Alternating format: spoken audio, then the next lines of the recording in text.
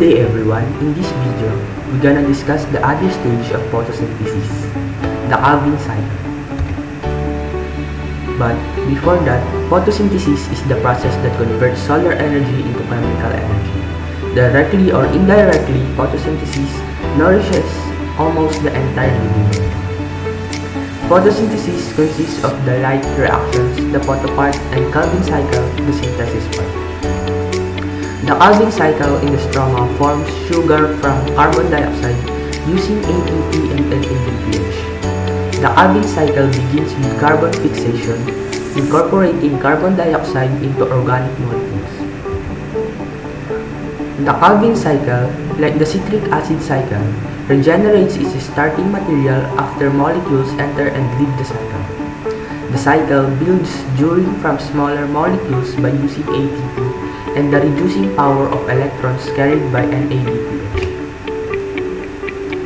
Carbon enters the cycle as carbon dioxide and leaves as a sugar named glyceraldehyde 3-phosphate or G3P. For net synthesis of 1G3P, the cycle must take place 3 times, fixing 3 molecules of carbon dioxide.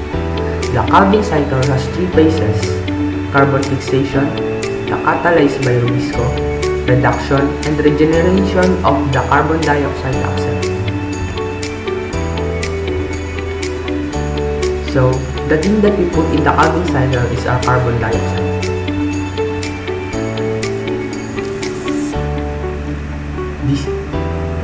So carbon dioxide is gonna comment and it's gonna get attached into 5-carbon sugar called ribulose biphosphate or RUB.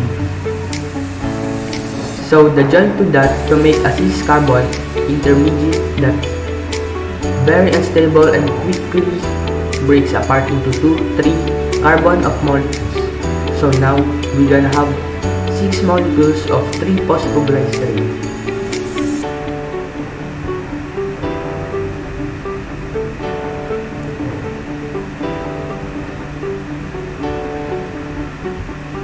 And so next step of this phase of Calvin cycle is going to be use 6 ATP molecules to create 6 molecules of 1,3-biphosphoglycerine, which means that has 2 phosphate groups. This part of Calvin cycle is gonna be our carbon fixation phase,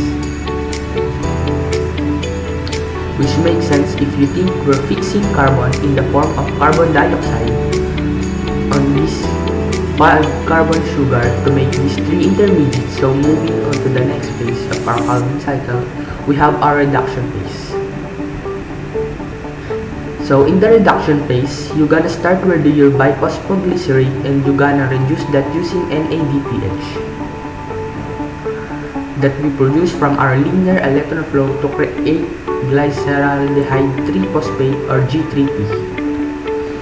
And we're gonna have 6 of those molecules because we had 6 1,3-biphosphoglycerate and 6 NADPH just to make 6 G3P.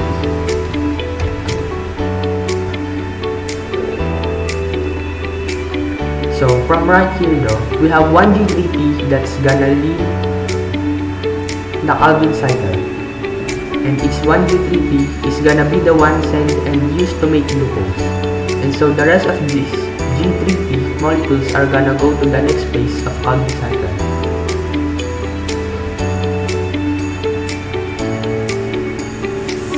So that phase is going to be the regeneration of the carbon dioxide acceptor.